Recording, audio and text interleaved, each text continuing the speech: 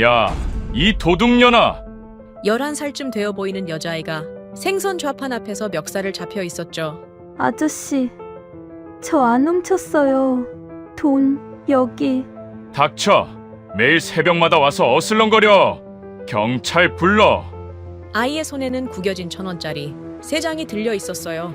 그리고 그 손등에는 누가 봐도 맞은 자국인 시퍼런 멍이 선명했죠. 상인들은 몰랐어요. 이 아이가 왜 매일 새벽 5시에 이곳에 오는지, 그리고 왜 매번 1,000원짜리 3장을 꼭 쥐고 있었는지, 무슨 사연이 있는 건지 궁금하시다면 구독과 좋아요로 함께 해주세요. 어느 곳에서 듣고 계신지 댓글 남겨주시면 반갑게 인사드리겠습니다. 그럼 이야기 시작하겠습니다.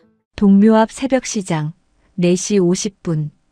해가 뜨기 한참 전이라 시장 골목은 좌판 조명과 트럭 헤드라이트만이 어둠을 밀어내고 있었어요.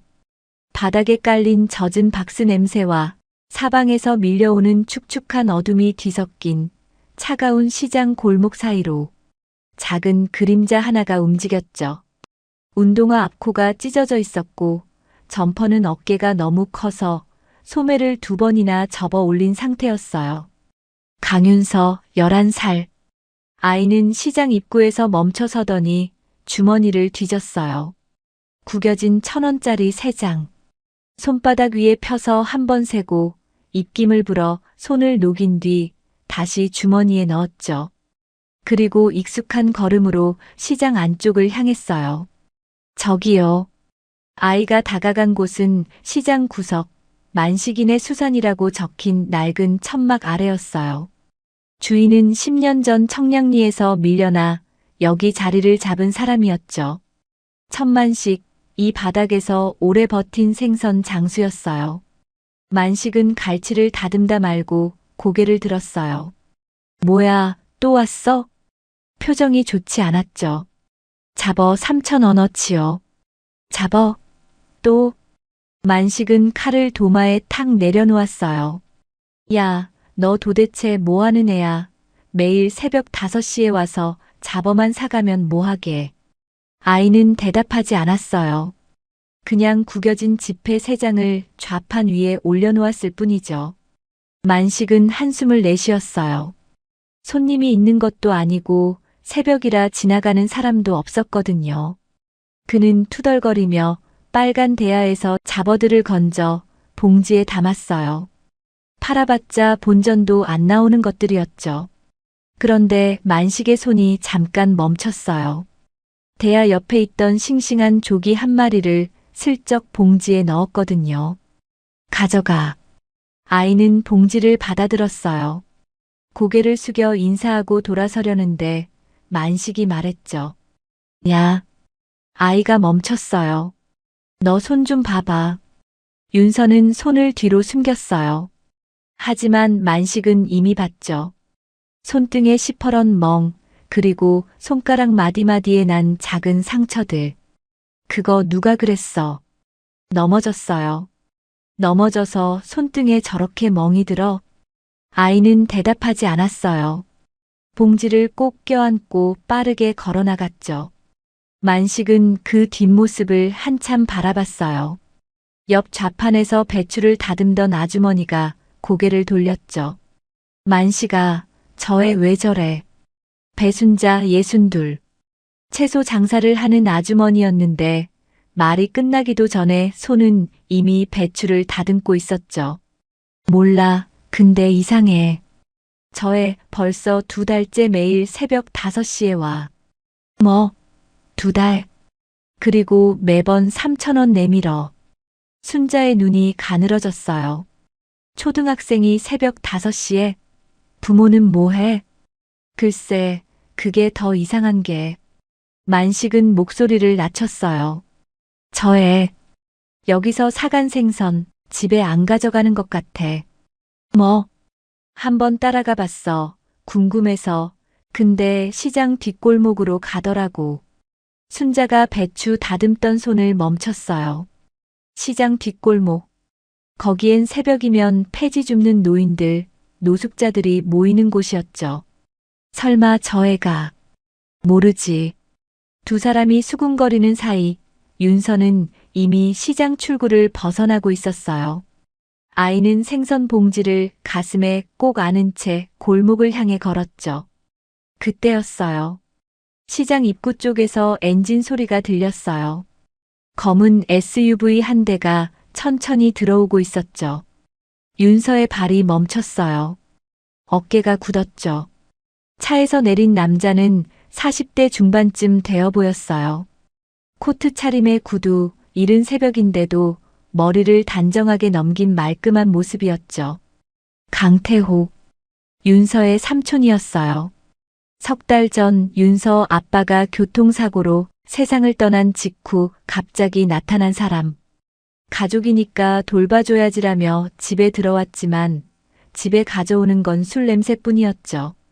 엄마는 윤서가 6살 때 집을 나갔고 아빠 장례를 치른 뒤 통장과 서류는 어느새 태호 손으로 넘어가 있었어요. 태호는 윤서를 발견하자마자 성큼성큼 다가왔어요. 윤서야. 아이는 고개를 숙였어요. 봉지를 등 뒤로 숨기려 했지만 이미 늦었죠. 그게 뭐야? 새벽에 또 나왔어? 삼촌이 몇 번을 말했어. 태호의 손이 윤서의 팔을 잡았어요. 아이의 얼굴이 하얗게 질렸죠. 삼촌, 저 그냥 집에 가서 얘기해. 남자는 봉지를 낚아채더니 안을 들여다봤어요. 잡어 몇 마리와 조기 한 마리. 태호의 눈이 가늘어졌어요. 이거 어디서 난 돈이야? 모은 거예요. 모은 거? 태호가 피식 웃었어요. 그 웃음이 차가웠죠. 아빠 방에 들어갔냐? 윤서의 어깨가 굳었어요. 안 들어갔어요. 거짓말하지 마. 뭘 만졌어. 아무것도 안 만졌어요. 태호의 눈이 가늘어졌어요. 내 아빠 물건 중에 숨긴 거 있지? 수천 마리야. 아이 눈동자가 흔들렸어요. 태호는 그걸 놓치지 않았죠. 집에 가자. 태호는 윤서의 팔을 잡아 끌었어요. 아이의 발이 질질 끌렸지만 남자는 개의치 않았죠. 봉지에서 생선 한 마리가 바닥에 떨어졌어요. 만식이 넣어준 조기였죠. 윤서는 그 생선을 돌아보며 입술을 깨물었어요. 눈에 눈물이 고였지만 소리는 내지 않았죠. 멀리서 그 장면을 본 만식이 저거 뭐야? 순자도 고개를 돌렸죠. 검은 차가 아이를 태우고 사라지는 게 보였어요. 얘 아빠야? 아빠 같아 보여. 저의 표정 못 봤어? 만식의 얼굴이 굳어졌어요. 순자가 조용히 말했죠. 애가 굶은 얼굴이야. 볼이 쏙 들어갔더라. 저 남자 뭔가 찾고 있어. 뭘 찾는데? 몰라, 근데. 만식은 바닥에 떨어진 조기를 바라봤어요. 차가운 새벽 공기 속에서 생선은 이미 흙이 묻어 있었죠. 그는 그걸 주워들었어요. 순자가 말없이 깨끗한 비닐 하나를 건넸죠. 내일 저에 오면 내가 물어본다. 그날 밤 윤서의 방에서는 낮은 울음소리가 새어나왔어요. 삼촌은 아빠 방을 뒤지고 있었죠.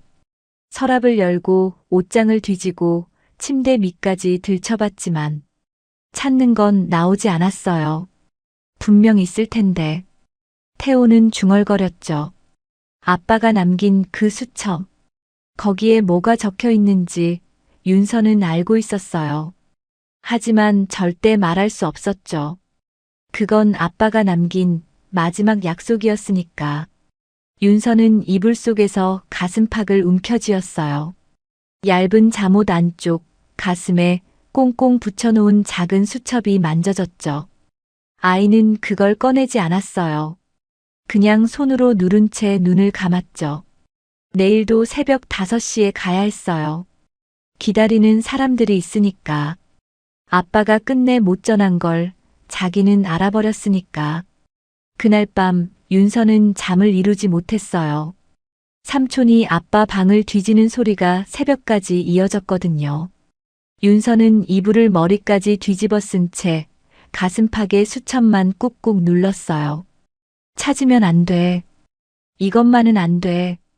다음 날 아침, 윤서는 학교에 가지 않았어요. 갈 수가 없었죠. 전날 삼촌에게 끌려오며 비틀린 팔이 아침이 되자 팔꿈치까지 시퍼렇게 멍들어 있었어요. 그리고 어젯밤부터 아무것도 먹지 못해 다리에 힘이 없었죠. 학교에 가면 점심은 먹을 수 있었어요. 무료 급식이니까요. 하지만 삼촌이 나가지 못하게 했어요. 수첩 어딨는지 말할 때까지 어디도 못 나가. 점심때쯤 담임 선생님한테 전화가 왔어요. 삼촌이 받았죠. 아, 네, 윤서가 좀 아파서요. 배탈이 좀 심해서 오늘 하루 쉬게 하려고요. 전화를 끊고 삼촌이 윤서를 봤어요. 학교에서 전화 올 때마다 내가 대신 받을 거야, 알겠지? 윤서는 고개를 끄덕일 수밖에 없었어요. 그날 저녁, 태호가 식탁에 앉아 커피를 마시고 있었어요. 윤서가 부엌에 들어서자 태호의 시선이 따라왔죠. 어제 물어본 거 대답 안 했지. 윤서의 발이 멈췄어요. 수첩 어딨어? 몰라요. 내 아빠가 죽기 전에 뭘 남겼는지 알아? 윤서는 대답하지 않았어요. 태호가 천천히 일어났어요. 내 아빠 뭔가 바꿔놨어. 내가 손도 못 대게. 아이의 눈이 커졌죠. 수첩만 찾으면 왜 그런지 알 수 있어. 태호가 윤서 앞으로 다가왔어요. 수첩에 뭐가 적혀 있는지 알면 얘기해. 그럼 삼촌이 잘해줄게. 윤서는 고개를 저었어요. 몰라요. 진짜 몰라요. 태호의 표정이 굳었어요. 그래, 모른다고. 그는 뒤로 물러서며 말했죠. 그럼 오늘부터 밥 없어. 내가 기억날 때까지. 윤서는 그 자리에 서 있었어요. 삼촌은 외투를 집어들었어요. 나 나갔다 올 테니까 집에 있어. 현관문이 쾅 닫혔고 삼촌의 차 소리가 멀어졌죠. 윤서는 잠시 망설이다 밖으로 나갔어요. 내일 새벽에 생선을 사려면 돈이 필요했거든요. 시장 뒷골목에서 공병을 모았어요. 맥주병, 소주병 손에 잡히는 대로 주었죠. 리어카 끄는 할아버지 눈치를 봐가며 쓰레기통을 뒤졌어요. 손이 까지고 무릎에 흙이 묻었지만 멈추지 않았어요. 그때 만식이 골목을 지나갔어요. 장사 끝나고 집에 가는 길이었죠. 아이는 고개를 숙인 채 공병을 세고 있었어요. 입술이 아주 작게 움직였죠. 아직 멀었어. 만식은 한참 그 자리에 서 있었어요. 가슴 한쪽이 무거워졌죠. 저 나이에 저렇게까지 해야 하나 싶었어요. 만식은 아이에게 다가가지 않았어요. 대신 중얼거렸죠. 저에 뭔가 사정이 있어. 해가 지고 깜깜해지고 나서야 고물상에서 손에 쥔 돈은 3,000원이었어요. 딱 잡어 한 봉지 값이었죠. 윤서는 그 돈을 주머니에 넣고 집으로 돌아갔어요. 집은 조용했어요. 삼촌은 아직 돌아오지 않았죠. 윤서는 방으로 들어가 품 안에 숨겨놓은 수첩을 꺼냈어요. 낡은 갈색 가죽 표지. 아빠의 손때가 묻은 수첩이었어요. 윤서는 조심스럽게 첫 장을 넘겼어요. 거기엔 이름들이 빼곡했죠. 박성호 할아버지, 동묘역 3번 출구, 매일 새벽. 김말순 할머니, 청계천 쪽 화목만. 이정수 할아버지, 폐지 수레, 토요일. 이름 옆에는 작은 메모들이 있었어요. 성호 할아버지, 고등어 좋아함, 비린내 약한 거로. 말순 할머니, 딸 얘기 자주 하심, 이야기 좀 들어드릴 것. 정수 할아버지, 당뇨 있음, 짠 거 조심. 아빠는 그냥 생선을 나눠준 게 아니었어요. 한 사람 한 사람을 기억했던 거였죠. 윤서는 수첩을 넘기다 어느 페이지에서 멈췄어요. 아빠 글씨 사이에 빨간 줄이 그어진 곳이 있었거든요. 태호에게 절대 보여주지 말 것. 그 아래엔 뭔가 더 적혀 있었지만 글씨가 번져서 잘 보이지 않았어요. 윤서는 그 문장을 한참 바라봤어요. 그 문장 하나면 충분했어요. 윤서는 더 묻지 않아도 됐죠. 윤서는 수첩을 다시 가슴에 품었어요. 배가 고팠지만 더 중요한 게 있었어요. 내일 새벽 5시에 가야 했어요. 기다리는 사람이 있었으니까요. 그때 현관문 소리가 들리고 거실에 삼촌이 술병을 따는 소리가 났어요. 윤서는 알람을 새벽 4시 30분에 맞췄어요. 삼촌이 술 마시고 늦게 자면 새벽엔 못 일어날 거였어요. 내일은 꼭 가야 했어요. 기다리는 사람이 있었으니까요. 새벽 4시 28분. 윤서의 눈이 떠졌어요. 알람이 울리기 2분 전이었죠. 아이는 소리 없이 일어나 알람을 껐어요. 방문을 살짝 열고 거실을 봤어요. 삼촌이 소파에 쓰러져 자고 있었죠. 빈 술병이 바닥에 굴러다녔어요. 코 고는 소리가 크게 울렸어요. 윤서는 숨을 죽이며 방문을 열었어요. 숨을 참고 살금살금 현관으로 갔어요. 현관 문고리를 잡았을 때 심장이 터질 것 같았어요. 찰칵. 문이 열렸어요. 윤서는 밖으로 빠져나와 문을 최대한 조용히 닫았죠. 그리고 뛰기 시작했어요. 새벽 공기가 차가웠지만 아이는 멈추지 않았어요. 어젯밤 모은 3,000원을 주머니 속에서 꽉 쥐었어요. 시장까지는 10분. 늦으면 안 됐죠. 동묘 시장에 도착했을 때 하늘은 아직 어두웠어요. 좌판마다 조명이 켜지고 있었고 트럭에서 생선 상자를 내리는 소리가 들렸죠. 윤서는 만식인의 좌판으로 향했어요. 그런데 발걸음이 멈췄어요. 좌판 앞에 사람들이 모여 있었거든요. 야, 이거 봐봐. 젊은 상인이 손에 뭔가를 들고 있었어요. 생선 봉지였죠. 만식은 새벽 윤서를 위해 잡어봉지를 따로 챙겨뒀어요. 어젯밤 골목에서 본 공병 줍는 아이 모습이 자꾸 밟혔거든요. 만식이 형이 오늘 따로 챙겨뒀더라고. 근데 이거 누구 줄 거래? 몰라. 이따 오면 물어봐. 매일 새벽에 오는 그 애한테 주려는 거 아냐? 윤서의 심장이 쿵 내려앉았어요. 그 애? 매일 새벽에 오는 게? 그 애 말이야. 만식이 형이 요즘 신경 쓰더라고. 에이, 설마 그 애한테 공짜로 주려고? 젊은 상인이 코웃음을 쳤어요. 괜히 일 커지면 골치 아플 텐데 그 애 뭔가 이상하잖아.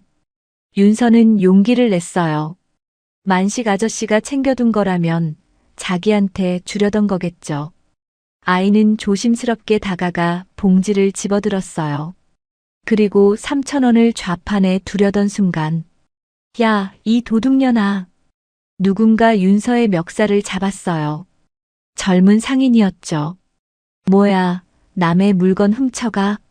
아, 아니에요. 이거 만식 아저씨가. 만식이 형이 줬다고? 거짓말하네. 봉지가 바닥에 떨어졌어요. 잡어 몇 마리가 쏟아졌죠. 큰 소라네. 다른 상인들이 몰려왔어요. 뭐야, 무슨 일이야? 이 애가 만식이 형, 생선 훔쳐가려고 했어. 아니에요. 생선 사러 왔어요. 윤서가 작은 목소리로 말했어요. 주머니에서 구겨진 3,000원을 꺼내 보였죠. 3,000원 있어요. 저 훔친 거 아니에요. 3,000원? 그걸로 뭘 사겠다고. 젊은 상인이 코웃음을 쳤어요. 맨날 새벽마다 오는 것도 이상하고. 다른 상인 하나가 다가왔어요. 집에서 무슨 일 있는 거 아냐? 저의 손등 봐, 멍투성이야. 이러다 진짜 사고 나면 어쩌려고 그래. 경찰에 물어봐야 하는 거 아냐? 경찰. 그 단어에 윤서의 얼굴이 하얗게 질렸어요. 경찰은 안 됐어요. 삼촌이 알게 되는 순간 모든 게 끝이었으니까요. 아니에요. 저 괜찮아요. 그냥 생선만. 괜찮긴 뭐가 괜찮아. 너 어디 사는 애야? 윤서는 돌아서서 뛰기 시작했어요. 야, 거기서. 뒤에서 소리가 들렸지만 아이는 멈추지 않았어요. 골목을 빠져나와 뒷길로 숨었죠. 숨이 턱까지 찼어요. 등에서 식은땀이 흘렀죠. 3,000원은 아직 주머니에 있었지만 생선은 사지 못했어요. 성호 할아버지 얼굴이 떠오르자 윤서의 입술이 떨렸죠. 윤서는 골목벽에 등을 기대고 주저앉았어요. 눈물이 볼을 타고 흘렀죠. 아빠. 작은 목소리가 새벽 공기 속으로 사라졌어요. 그 시각. 만식은 자리에 도착하자마자 상황을 알게 됐어요. 야, 아까 그 애 왔다 갔어. 뭐? 형이 챙겨둔 봉지 들고 가려다 영수한테 걸렸어. 멱살까지 잡혔는데 도망갔어. 만식의 표정이 굳어졌어요.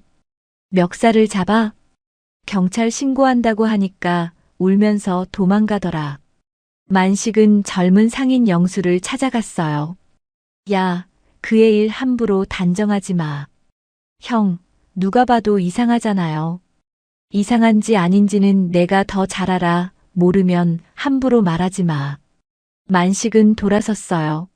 좌판 앞 바닥에 잡어 몇 마리가 흩어져 있었죠. 아까 쏟아진 거였어요.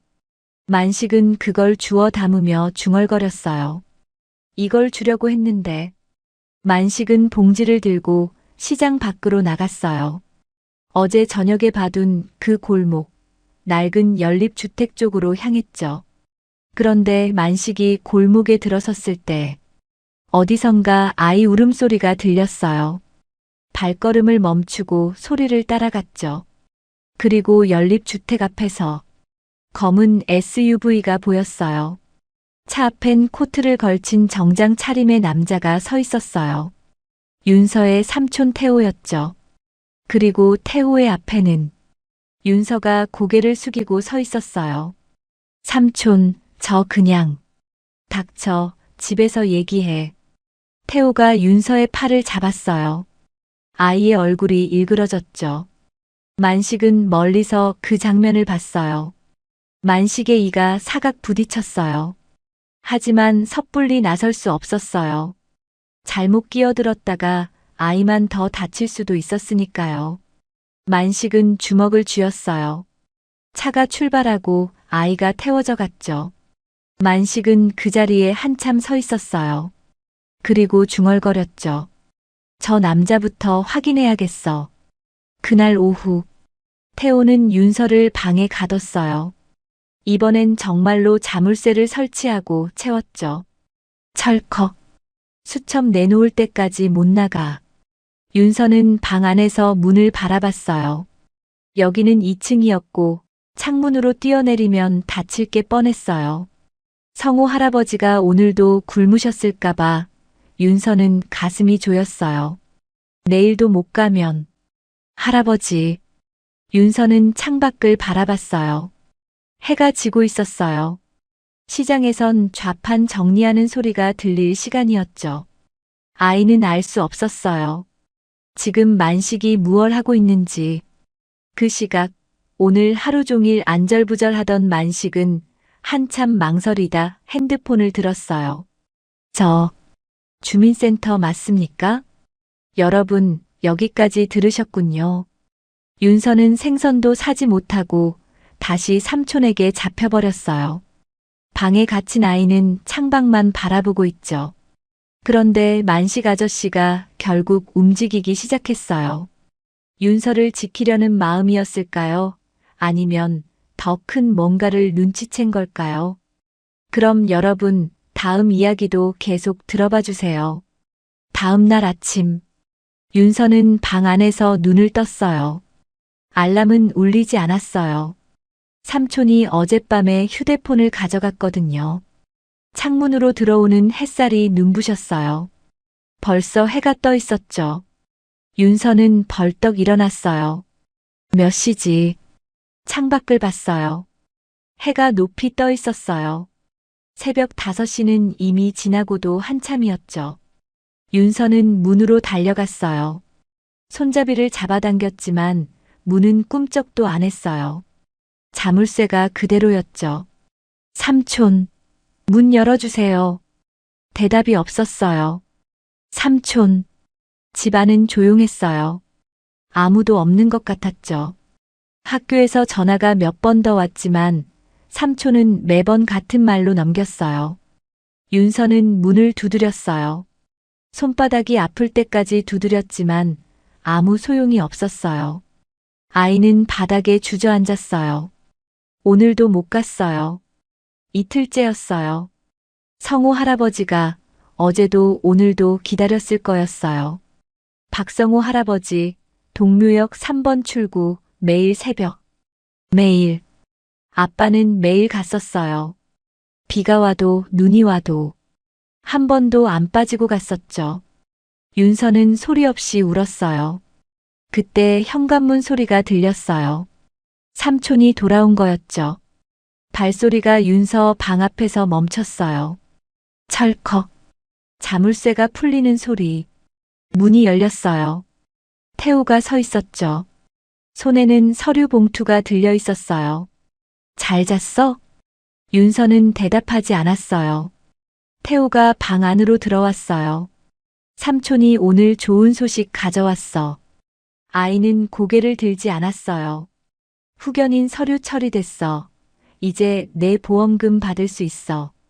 윤서의 눈이 커졌어요. 윤서야, 삼촌이 너한테 잘해주고 싶어. 근데 내가 이렇게 나오면 삼촌도 방법이 없어. 수첩 안 내놓으면 너 시설 보낸다. 윤서의 얼굴이 하얗게 질렸어요. 시설? 응, 고아원 같은데 삼촌이 후견인이니까 그 정도는 할 수 있어. 아이의 눈에 눈물이 고였어요. 싫어요. 그럼 수첩 내놔. 윤서는 떨리는 손으로 가슴팍을 움켜쥐었어요. 수첩이 거기 있었죠. 태호의 눈이 그 손을 따라갔어요. 거기 있구나. 태호가 손을 뻗었어요. 윤서가 뒤로 물러났죠. 안 돼요. 안 된다고. 태호의 손이 윤서의 팔을 잡았어요. 아이가 발버둥 쳤지만 어른의 힘을 당해낼 수 없었어요. 나요. 이건 아빠 거예요. 내 아빠는 죽었어. 이제 필요 없잖아.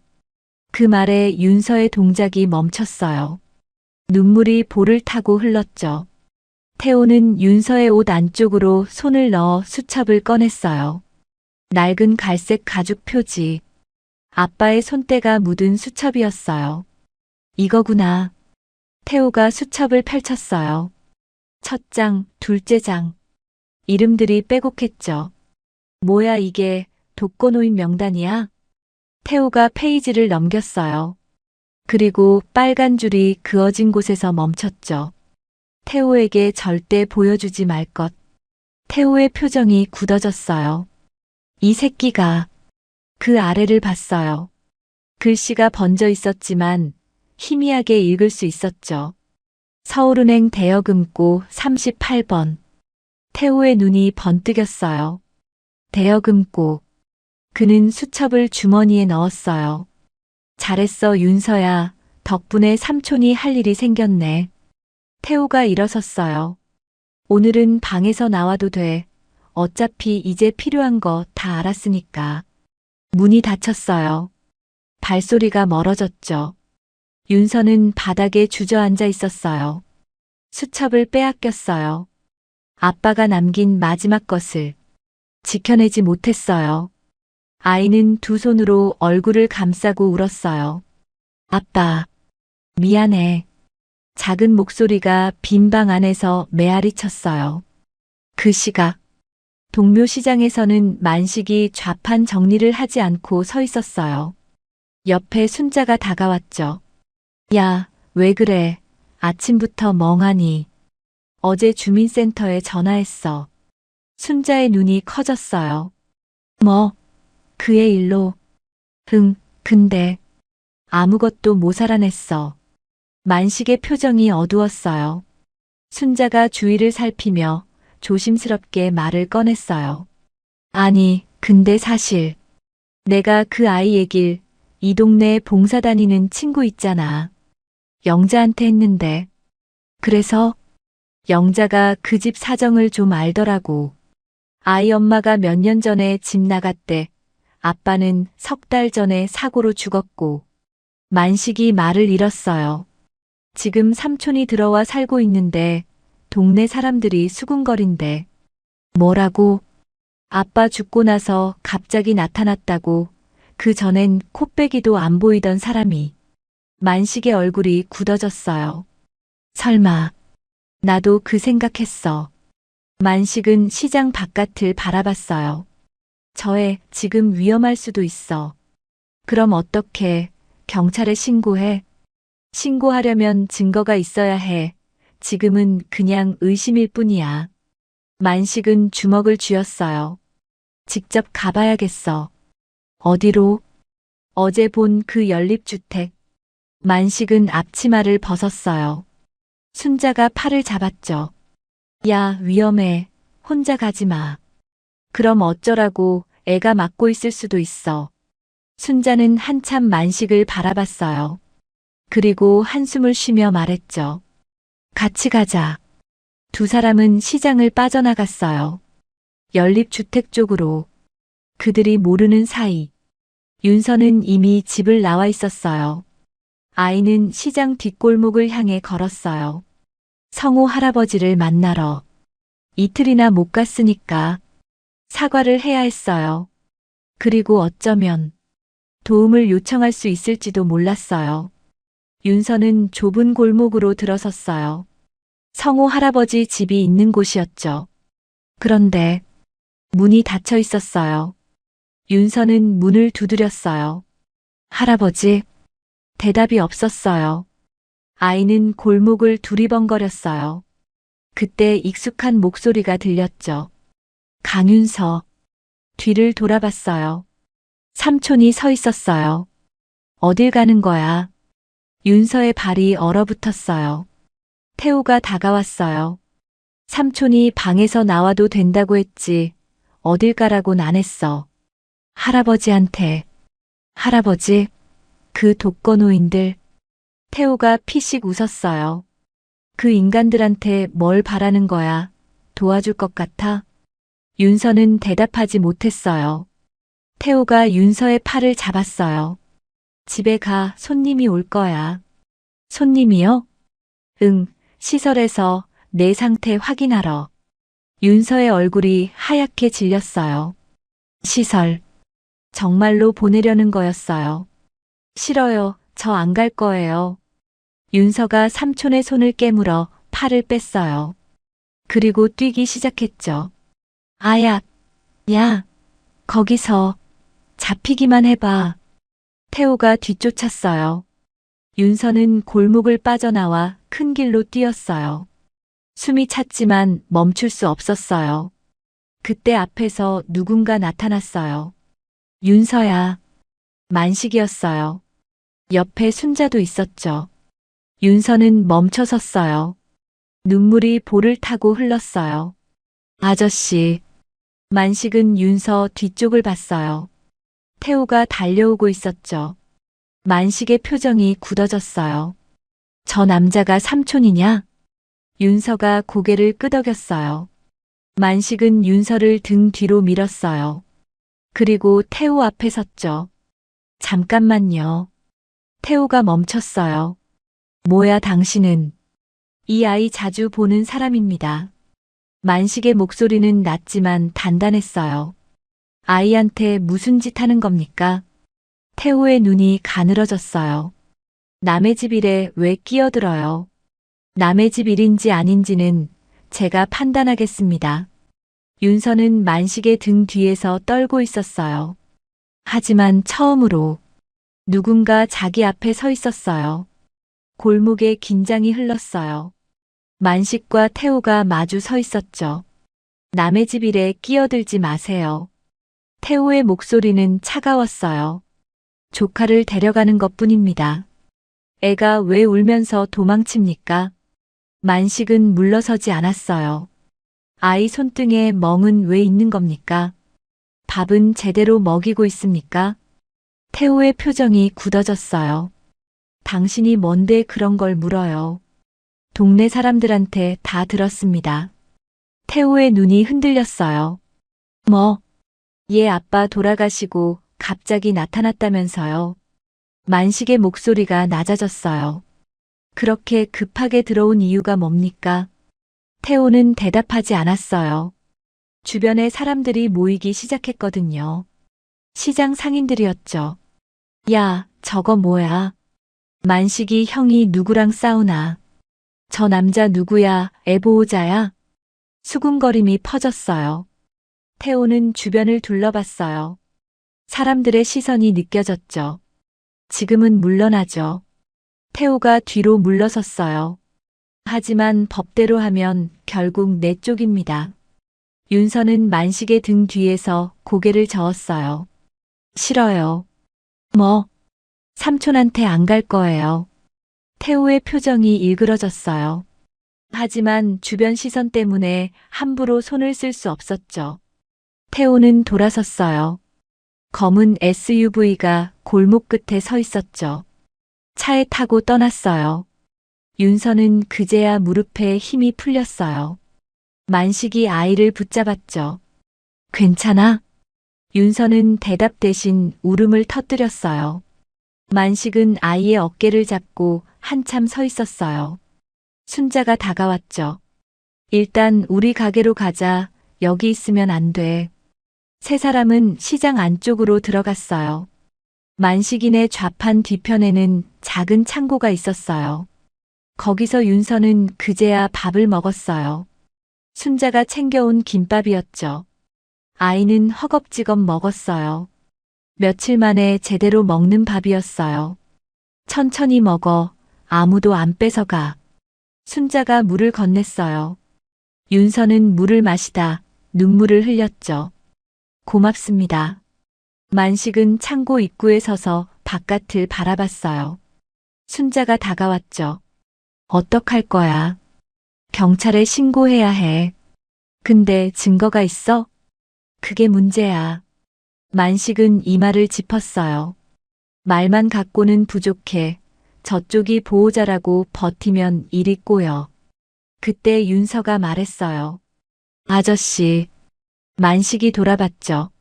수첩. 삼촌한테 빼앗겼어요. 수첩? 아빠가 남긴 거예요. 거기에 중요한 게 적혀 있었어요. 만식은 윤서 앞에 쪼그려 앉았어요. 뭐가 적혀 있었는데? 할아버지들 이름이랑 삼촌한테 보여주지 말라는 말이랑. 윤서는 눈물을 닦으며 말했어요. 은행 금고 번호요. 만식의 눈이 커졌어요. 금고라고? 네. 서울은행 38번이었어요. 만식이 순자를 돌아봤어요. 서울은행이면 여기서 가깝지? 2블록이야.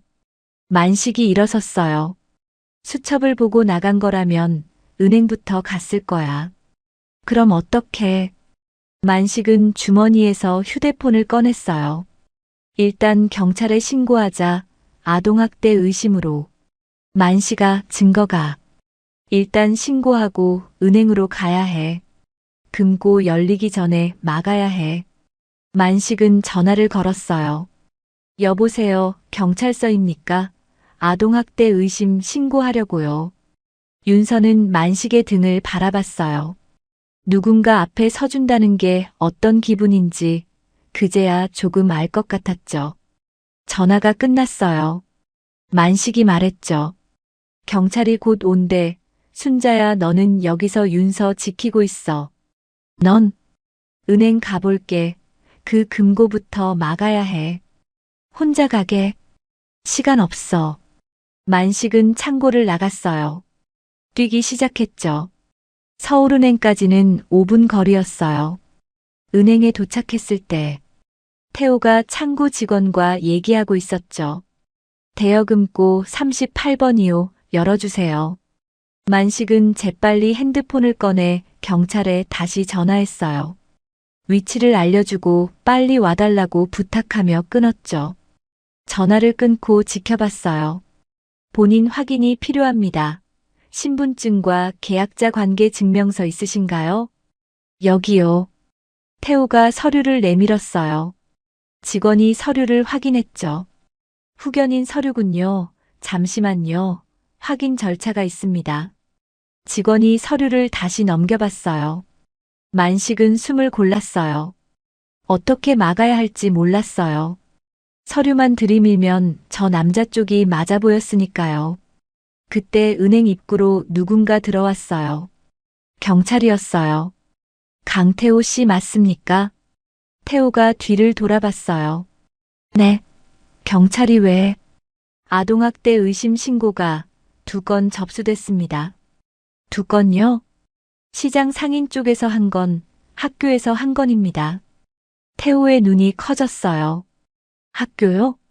며칠째 결석인데 보호자 연락이 이상하다고요. 경찰이 한 걸음 다가왔어요. 보호자 신분 확인과 사실관계 확인이 필요합니다. 동행해 주시죠.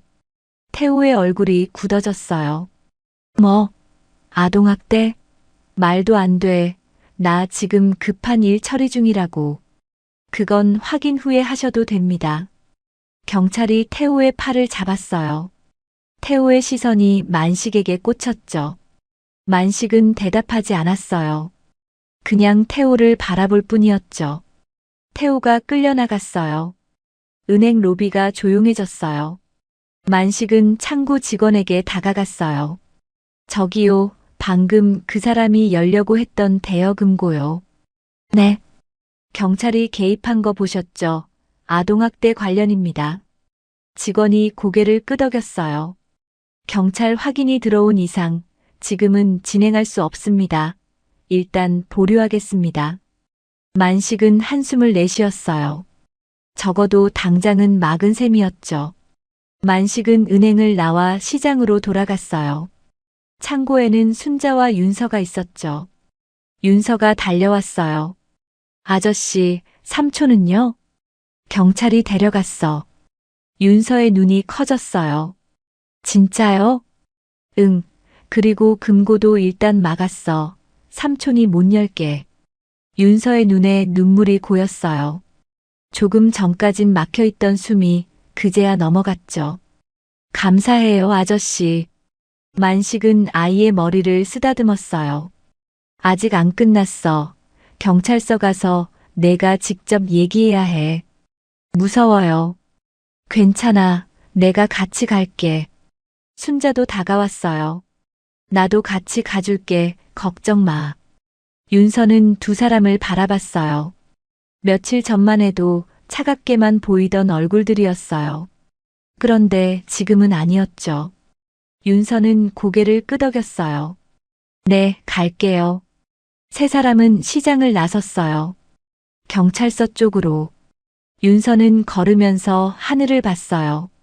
하늘은 여전히 흐렸지만 이제는 혼자 걷는 길이 아니라는 생각이 들었죠. 경찰서는 생각보다 조용했어요. 윤서는 작은 의자에 앉아 있었죠. 옆에 만식이, 그 옆에 순자가 앉아 있었어요. 여자 경찰관이 다가왔어요. 윤서야, 힘들겠지만 몇 가지만 물어볼게. 괜찮아? 윤서는 고개를 끄덕였어요. 떨리는 목소리로 하나씩 말하기 시작했죠. 삼촌이 들어온 뒤로 달라진 것들, 굶겨진 날들, 방에 갇힌 날, 수첩을 빼앗긴 일, 그리고 아빠가 왜 그 수첩을 남겼는지. 경찰관은 조용히 듣고 있었어요. 다 듣고 나서 고개를 끄덕였죠. 잘 얘기해줬어. 고마워. 경찰관이 일어나 다른 방으로 갔어요. 잠시 후 돌아왔죠. 윤서야, 좋은 소식이 있어. 아이가 고개를 들었어요. 금고에서 아빠가 남긴 서류들이 나왔어.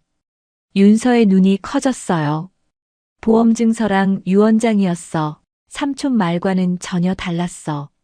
만식과 순자도 귀를 기울였어요. 유언장엔 재산을 전부 윤서에게 남기고 성인이 될 때까지 복지재단이 관리한다고 적혀 있었어. 경찰관이 윤서를 바라봤어요. 그리고 후견인도 복지재단으로 지정해뒀더라. 삼촌한테 맡기지 말라고 따로 적어놨어. 윤서의 눈이 커졌어요. 아빠가 미리요? 응, 아빠가 널 지키려고 다 준비해놨던 거야. 보험금은 절차 밟아서 나중에 받게 될 거고 일단 복지재단에서 보호해 줄 거야. 방 안이 조용해졌어요. 윤서의 눈에서 눈물이 흘렀죠. 삼촌이 거짓말한 거예요? 응, 삼촌은 처음부터 자격이 없었어. 윤서는 소리내어 울었어요. 만식은 고개를 돌렸어요. 눈시울이 붉어져 있었죠. 그 시각, 태호는 다른 방에서 조사를 받고 있었어요. 아이 진술과 상처 상태가 일치합니다. 경찰관이 서류를 넘겼어요. 감금, 학대, 그리고 재산 관련 혐의까지 조사가 길어질 겁니다. 태호는 끝내 고개를 떨궜어요. 며칠이 지났어요. 복지재단 사람도 만났고 경찰서에도 몇 번 더 다녀왔죠. 그리고 며칠 후 윤서는 시장에 다시 왔어요. 새벽 5시. 만식이네 좌판 앞이었죠. 왔어? 만식이 갈치를 다듬다 말고 고개를 들었어요. 네. 윤서는 3,000원을 내밀었어요. 만식이 피식 웃었죠. 야, 그거 됐어. 네. 그 돈은 넣어둬. 그냥 와. 윤서의 눈이 커졌어요. 그때 옆에서 순자가 말했어요. 야, 만식아, 그런데 윤서 아빠 이름이 뭐라고 했지? 강머식이. 강현우 아니야? 만식의 손이 멈췄어요. 뭐? 순자가 윤서를 바라봤어요. 애야, 내 아빠 이름이 혹시 강현우야? 윤서가 고개를 끄덕였어요. 만식의 얼굴이 굳어졌어요. 야, 설마. 7, 8년 전에 저쪽 끝자리에서 생선 팔던. 맞아, 그 사람 아니야? 젊은 남자. 딸 데리고 다니던. 만식이 윤서를 다시 봤어요. 너 그때 그 꼬마였어? 윤서는 기억이 났어요. 어릴 때 아빠 손잡고 시장에 왔던 날들. 좌판 옆에 앉아 아빠가 생선 다듬는 걸 구경했던 기억. 아빠가 여기서 장사했어요? 했지. 한 4, 5년 했나. 그러다 청량리 쪽에서 밀려온 상인들 들어오고 나서 자리세가 확 뛰었어. 현우는 그걸 못 버티고 결국 장사 접었지. 순자가 한숨을 쉬었어요. 그래도 장사 접고 나서도 매일 새벽에 왔어. 생선 사서 어디론가 가더라고. 그게 만식이 중얼거렸어요. 그 동네 어르신들한테 나눠주는 거였구나. 윤서의 눈에서 눈물이 흘렀어요. 아빠는 자리를 잃고 나서도 나눔을 멈추지 않았던 거였어요. 남는 생선이 아니라 직접 사서 가져다 주었던 거였죠. 그래서 내가 매일 새벽에 왔구나. 만식이 윤서의 머리를 쓰다듬었어요. 아빠가 하던 일 이어받은 거였어. 윤서는 고개를 끄덕이며 울었어요. 만식이 생선 봉지를 건넸어요. 오늘은 잡어만 있는 게 아니었어요. 싱싱한 고등어도 들어있었죠. 성호 할아버지, 고등어 좋아한다며 가져가. 윤서는 봉지를 받아들었어요. 그때 순자가 비닐봉지 하나를 내밀었어요. 나도 배추랑 무야, 국 끓여 드시라고. 그 뒤로 다른 상인들도 하나둘 다가왔어요. 과일 장수 아저씨가 사과 몇 개를 내밀었죠. 이거 못난이 사과야, 맛은 똑같아. 반찬 가게 아주머니도 왔어요. 어르신들 입맛 없으실 때 드시라고 젓갈이야. 윤서는 말을 잇지 못했어요. 만식이 윤서의 어깨를 툭 쳤어요. 내 아빠가 여기 동료였어. 우리가 안 도와주면 누가 돕겠냐. 윤서는 봉지들을 안고 시장을 빠져나갔어요. 두 손은 무거웠지만 발걸음만은 가벼웠죠. 성호 할아버지 집 앞에 도착했어요. 낡은 철문을 두드렸죠. 할아버지. 잠시 후 문이 열렸어요. 성호 할아버지였죠. 할아버지가 눈을 크게 떴어요. 누구? 저 강현우 딸이에요. 현우? 할아버지가 멈칫했어요. 그 사람 요즘 왜 안 오나 했는데 한동안 안 오다가 문 앞에 봉지가 있더라고. 윤서의 눈에 눈물이 고였어요. 그게 저였어요, 할아버지. 내가 아빠가 3달 전에 돌아가셨어요. 할아버지의 얼굴이 굳어졌어요. 뭐라고? 그래서 제가 대신 왔어요. 며칠 못 와서 죄송해요. 할아버지는 말이 없었어요. 눈에서 눈물이 흘렀죠. 그 사람이 죽었어? 윤서가 고개를 끄덕였어요. 할아버지가 문틀을 잡았어요. 다리에 힘이 풀린 것 같았죠. 윤서는 봉지들을 내밀었어요. 생선, 채소, 과일, 반찬. 이거 시장분들이 같이 챙겨주신 거예요. 할아버지가 봉지를 들여다봤어요. 고등어가 보였죠. 현우가 맨날 이거 가져왔는데. 윤서가 할아버지의 손을 잡았어요. 아빠 대신 이제 제가 올게요. 할아버지가 윤서의 손을 꼭 잡았죠. 고맙다, 아가야. 새벽 5시의 시장은 여전히 시끄럽고 비린내가 났지만 그날 아침 그 한쪽 구석만은 오래도록 따뜻했어요. 오늘 이야기는 여기까지입니다. 아빠가 남긴 건 돈이 아니라 사람이었네요. 그리고 그 마음은 딸에게, 시장 사람들에게 번져갔어요. 새벽 5시의 차가운 시장에도 끝내 사람 마음은 남아 있었습니다. 끝까지 함께 해주셔서 감사합니다. 우리는 또 단짝처럼 다음 이야기에서 만날게요. 지금까지 사연단짝이었습니다. 나가. 서류 뭉치가 얼굴로 날아왔습니다. 이혼 합의서였어요. 시어머니가 소리쳤습니다. 10년 동안 밥 차려준 게 유세니? 애도 못 낳아서 대 끊어놓을 뻔한 걸. 걷어준 것만 해도 담지덕지해야지. 내가 며느리 노릇을 하긴 했니? 남편은 창밖만 바라봤어요. 아내가 모욕당하는데 한마디도 안 했습니다. 위자료 3천이면 됐잖아. 내 아버지 리어카 대신 트럭이나 사드려.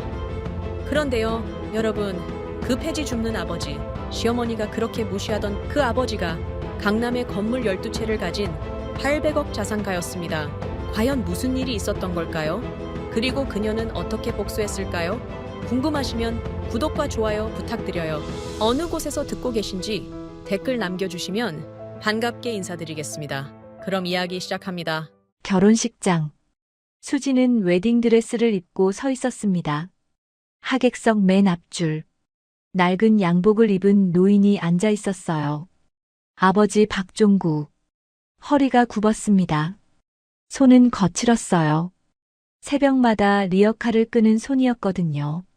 저 영감이 내 사돈이라니. 시어머니 오정숙이 한숨을 쉬었습니다. 신랑 어머니석에서요. 하객들이 다 듣는 데서요. 수지는 들었어요. 하지만 모른 척했습니다. 사랑하니까요. 태호가 좋으니까요. 근데 이상한 게 있었어요. 아버지는 원래 철물점을 하셨어요. 그런데 갑자기 가게를 접고 폐지를 줍기 시작했습니다. 수진이 결혼할 무렵이었어요. 왜였을까요? 시어머니 오정숙은 이 결혼을 왜 허락했을까요? 간호사면 시부모 병수발은 걱정 없겠네. 그게 전부였어요. 수진의 간호사 자격증. 그게 이 결혼의 입장권이었습니다. 결혼 후 10년. 수진은 시댁에서 뭘 했을까요? 새벽 5시에 일어났습니다. 시부모님 아침상을 차렸어요. 남편 양복을 다리고 구두를 닦았습니다. 간호사 일은요? 병원에서 하루 종일 뭘 그렇게 하고 다녀? 집안일은 누가 하라고? 나는 그런 거 마음에 안 든다. 그만뒀습니다. 시어머니가 원했거든요. 시아버지가 당뇨 합병증으로 쓰러졌을 때 수지는 매일 밤 혈당을 체크하고 인슐린 주사를 놓았어요. 시어머니 무릎이 안 좋아졌을 때 재활 운동을 도왔습니다. 그런데 오정숙은 뭐라고 했을까요? 애도 못 낳는 게 병원 일 좀 안다고 유세야? 그거 하라고 데려왔더니 그것밖에 못하냐? 10년 동안 매일 이런 말을 들었습니다. 애도 못 낳는 것이 무슨 며느리야. 명절마다 수지는 부엌에서 혼자 일했습니다. 시누이 둘은 손가락 하나 까딱하지 않았어요. 언니, 김치 좀 더 가져다 줘. 언니, 과일 좀. 수진은 웃으며 대답했습니다. 속으로 삼키는 눈물은 아무도 몰랐어요. 그런데 말이에요. 수진에게는 한 가지 비밀이 있었습니다. 아버지가 가끔 전화를 하셨거든요. 수진아, 괜찮니? 네, 아버지. 저 잘 지내요. 힘들면 말해라. 내가 다 알고 있다. 아니에요. 정말 괜찮아요. 아버지는 항상 새벽에 전화했습니다. 시어머니 눈치 안 보게요. 이상한 건 아버지의 목소리였어요. 마치 모든 것을 지켜보고 있다는 듯한 묵직한 침묵이 있었어요. 수지는 아버지가 걱정됐어요. 70이 넘은 노인이 리어카를 끌고 폐지를 줍는다고 생각하면 마음이 찢어졌습니다. 한 번은 몰래 친정에 갔어요. 용돈이라도 드리려고요. 그런데 아버지가 돈 봉투를 밀어냈습니다. 난 괜찮다. 이거 내가 가져. 봉투 안에는 50만 원이 들어 있었어요. 수지는 그날 집에 돌아와서 펑펑 울었습니다. 화장실 불 끄고 소리 죽여서요. 그런데 이상하지 않나요? 폐지 주어서 50만 원을 그렇게 쉽게 줄 수 있을까요? 결혼 10년 차 되던 해, 태호가 회사를 나와서 독립했습니다. 자기 회사를 차렸어요. 강앤박 파트너스. 강남의 고급 오피스 빌딩 5층에 사무실을 얻었습니다. 그 건물 3층에는 병원이 하나 있었습니다. 수진이 결혼 전에 일했던 바로 그 병원이었어요. 오정숙은 기뻐했어요. 우리 태호가 드디어 사장이 됐어. 그날 밤 태호가 수진에게 말했습니다. 수진아, 우리 얘기 좀 하자. 수진은 커피를 내렸어요. 설마 드디어 여행이라도 가자는 건가? 이혼하자. 커피잔이 손에서 떨어졌습니다. 뭐라고? 솔직히 말할게. 나 만나는 사람 있어. 그리고 태호가 수진을 똑바로 바라봤습니다. 그 눈에는 한 줌의 미안함도 없었어요. 내 사회적 위치에 폐지 줍는 장인은 걸림돌이야. 이제 내 수준에 맞는 여자를 만나는 거야. 수진의 눈앞이 캄캄해졌습니다. 10년이야. 내가 10년을 이 집에. 그래서 미안하다고 위자료는 줄게. 시어머니 오정숙이 안방에서 나왔습니다. 입가에 희미한 미소가 있었어요. 이제 그만 나가.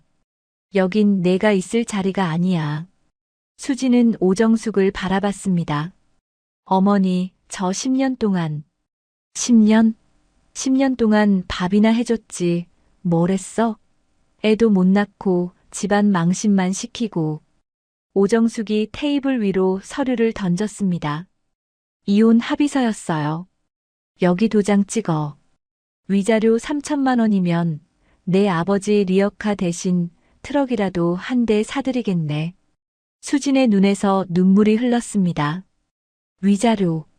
필요 없어요. 뭐? 그 돈 안 받을게요.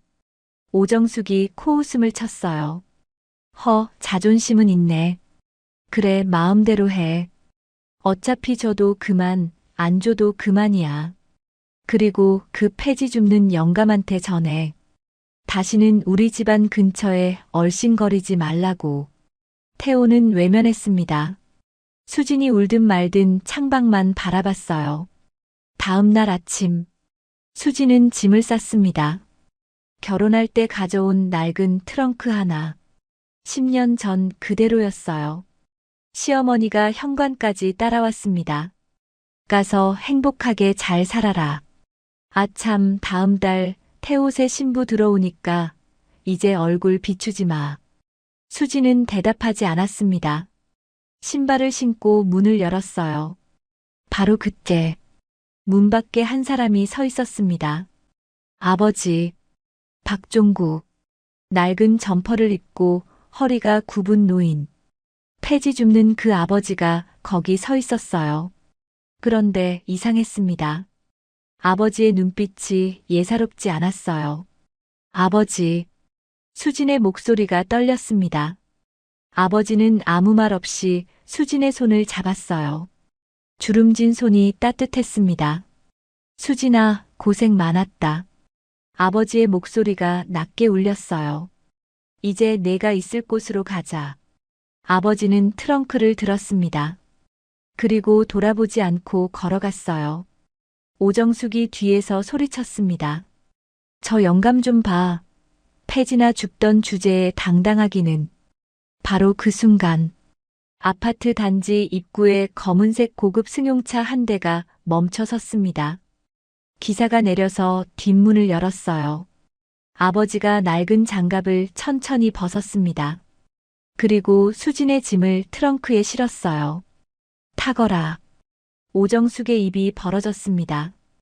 태호가 창문으로 고개를 내밀었어요. 아버지는 뒤돌아보지 않았습니다. 수진도 뒤돌아보지 않았어요. 검은 승용차가 천천히 단지를 빠져나갔습니다. 여러분, 폐지 줍는 아버지, 10년 동안 무시당한 딸, 이게 끝일까요? 아닙니다. 그 검은 승용차, 그리고 아버지가 10년 동안 지켜본 것들, 과연 아버지의 비밀은 무엇일까요? 검은 승용차가 멈춘 곳, 강남이 아니었습니다. 수지는 창밖을 바라봤어요. 낡은 빌라 골목이었습니다. 아버지가 사시던 그 동네. 아버지, 여기. 내려라. 아버지는 먼저 차에서 내렸습니다. 기사가 트렁크를 꺼내들었어요. 수지는 멍하니 주변을 둘러봤습니다. 분명 고급 승용차를 타고 왔는데 도착한 곳은 허름한 골목이었거든요. 저 차는 빌린 거다. 아버지가 짧게 대답했습니다. 친구 차야. 오늘 하루만. 아버지가 혀를 찼어요. 그 친구가 기사까지 딸려보냈네. 성가시게. 수지는 고개를 끄덕였어요. 그렇구나. 아버지가 부자일 리 없지. 폐지 줍는 아버지인데. 하지만 이상한 건 있었습니다. 기사는 분명 아버지에게 고개를 숙였거든요. 그냥 친구 차를 빌린 것 치고는 너무 공손했어요. 아버지의 집, 반지하 원룸이었습니다. 곰팡이 냄새가 났어요. 창문은 반쯤 땅에 묻혀 있었고 햇빛은 거의 들어오지 않았습니다. 수진의 눈에서 눈물이 흘렀습니다. 10년 동안 딸은 시댁에서 종노릇을 했고 아버지는 반지하에서 폐지를 주우셨구나.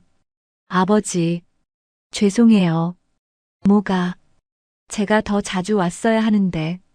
아버지가 수진의 머리를 쓰다듬었습니다. 주름진 손이었어요. 수진아. 네, 아버지. 내일 구청 가자. 구청이요? 이혼 신고. 수진의 가슴이 철렁 내려앉았습니다. 그래요. 이혼. 아직 끝난 게 아니었어요. 다음 날 아침. 수진은 잠을 거의 못 잤습니다. 낯선 반지하 천장을 밤새 바라봤어요. 새벽 5시. 아버지가 먼저 일어났습니다. 아버지, 어디 가세요? 폐지. 제가 같이. 아니다. 더 자라. 아버지는 낡은 점퍼를 입고 나갔습니다. 리어카 끄는 소리가 멀어져 갔어요. 수지는 창문 틈으로 아버지의 뒷모습을 봤습니다. 허리가 굽은 노인. 새벽 어둠 속으로 사라지는 아버지. 눈물이 또 흘렀어요. 오전 10시. 구청 앞. 수지는 이혼 서류를 들고 있었습니다. 아버지가 옆에 서 있었어요. 들어가자. 구청 민원실. 번호표를 뽑고 기다렸습니다. 그런데 바로 그때. 어머, 언니. 익숙한 목소리였어요. 수진이 고개를 돌렸습니다. 신우이. 강태호의 여동생 강미연이었습니다. 미연이 비열하게 웃었습니다. 오빠가 빨리 끝내래서 내가 확인하러 온 거예요. 서류 제대로 썼어요? 수지는 아무 말도 하지 못했습니다. 확인하러 왔다고? 마치 짐 치우듯이? 아, 그리고요. 미연이 수진의 아버지를 훑어봤습니다. 위아래로. 경멸하는 눈빛이었어요. 어르신, 폐지 리어카 어디 세워뒀어요? 구청 앞에 그런 거 세워두면 민원 들어와요. 바닥 더러워지게. 하여튼 없는 것들은 티를 내요. 아버지는 대답하지 않았습니다. 그냥 조용히 서 있었어요. 어머, 말씀도 못하시나?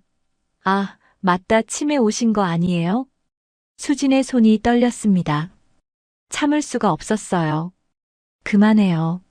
뭐, 내가 뭘 어쨌다고. 사실을 말했을 뿐인데. 미연이 코웃음을 쳤습니다. 언니, 솔직히 말할게요. 우리 집안에서 언니 10년 동안 봐준 것만 해도 감사해야 해요. 폐지 줍는 집안 딸을 며느리로 들여줬잖아. 아, 그리고 이거.